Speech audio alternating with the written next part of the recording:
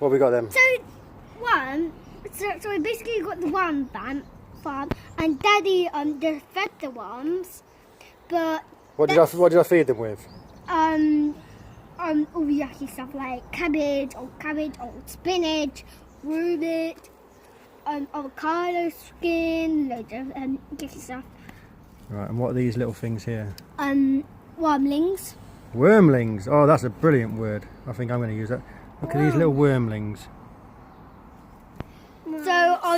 So what do they produce then?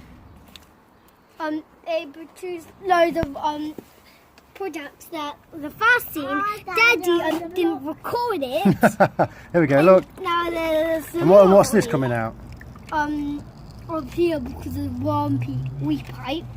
The wheat pipe. Yeah. Ow. It's a wheat pipe, and it was up to here. Now it's going up to here because Daddy didn't record it. So basically, pennies like that can get in. So we're just putting this in so that we can wake up all the microbes. Is it on? Yeah. It's all bubbling. Look. We're waking up the microbes. Wakey, wakey, microbes. So we're gonna leave that for 45,000 days.